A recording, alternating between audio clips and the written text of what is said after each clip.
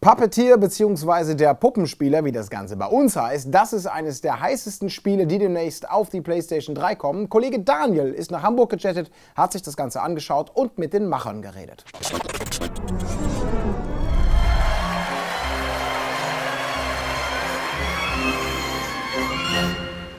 Hello there everyone, my name's Gavin Moore and I'm the Creative Director of Japan's studio and the crazy mind behind Puppeteer, and you're watching Vorzocker.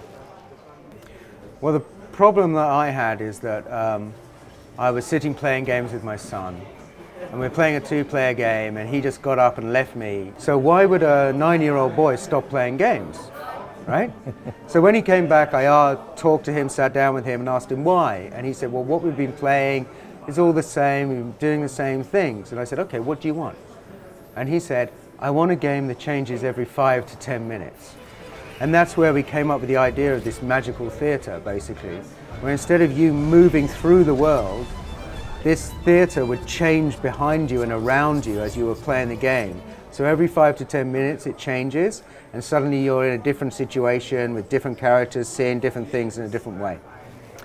Okay, so basically the whole story takes place on the moon, and the Moon Bear King has usurped the moon goddess and taken over the moon. He's been in power for 3 years, right? And he wants to be more powerful. So he starts stealing the souls of children away from the earth and shoving them into wooden puppets and using them for his army and for, you know, slaves, basically. Now our poor unfortunate hero, Kutaro, one night is stolen away and his soul is put inside a wooden puppet. But he upsets the king, who rips off his head, eats it, and throws him away. Now, you'd think that would be the end of our poor hero, but he's still alive, but headless. And then with the help of a very satirical, lazy cat, he realizes that he can find other objects that he can use as heads. And then he's sent off to steal a pair of magic scissors by the owner of this cat, who's a rather crazy witch who works in the kitchens, who wants these scissors for herself. Now, many kids have gone before him and never come back, but he kind of unwittingly manages to get hold of these scissors, which he does, and he escapes, and that's where his terrible adventure begins, because the Moon Bear King wants them back. I think inspiration, especially for this game, comes from a lot of different places. I mean, the main ones obviously are Tim Burton, Terry Gilliam, Monty Python. There's a lot of humor in there. It's very funny, very crazy and wacky, and you'll meet a lot of strange characters who'll tell you a lot of strange stuff. I love that kind of slightly gothic, slightly dark side to it, much like Nightmare Before Christmas, for instance, with Tim Burton, or Baron Munchausen with Terry Gilliam. These fantastical stories where you go around seeing these wonderful places, but behind it there's this kind of dread and fear that goes on. And people always say, but you made this game for your son. Well, yeah, but I also made it for me, and I made it for gamers as well, and we all like that dark side. Okay, so there are basically 3 core gameplay features inside Puppeteer.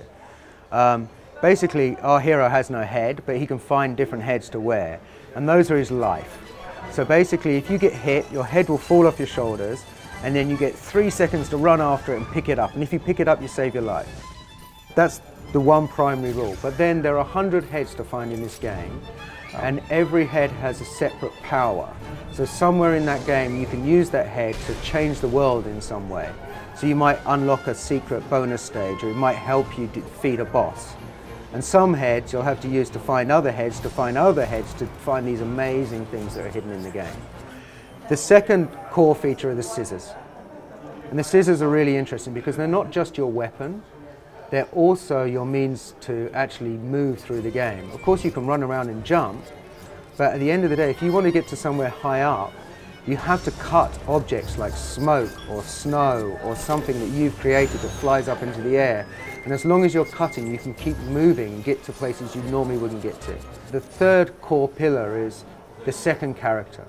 Now you can use that second character as a one-player character as well, on the right stick, and search around and hunt around the background, and everything can be touched and kind of things will happen and things will move. But when you play as a secondary character, you have that feature, but you can also do lots of different things. So you can stop bosses actually attacking the first character, or you can get rid of things that are going to cause damage to the first character. Or you can be mean and rip the character's head off and throw it away if you want to, and kill them.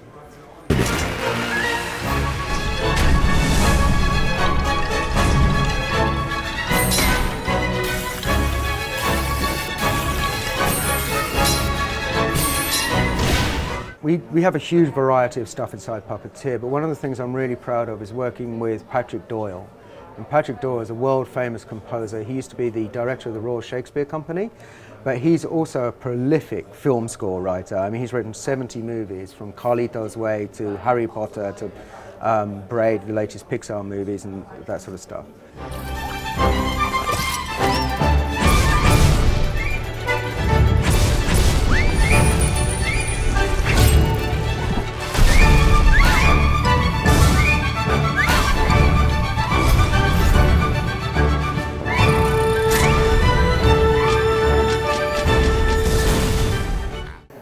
Well, basically, I wrote Puppeteer as a 3-act play, but it actually turned into 7 acts. So the game is very long, actually, for a platform game. You probably get, if you ran through it without even doing it, half of it, you'd probably clear it in 10 hours. But if you go through it normally, it's probably 12 hours plus.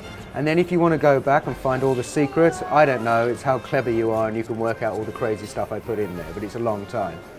So there are 7 acts. In each act there are 3 curtains, okay? And each of those curtains should last you around 35 to 45 minutes, okay? And, well, 35 minutes. But they all end in a climax, and they all set themselves up to the next curtain. So you'll always want to keep playing and see what's coming next in the strange and crazy world of Puppeteer.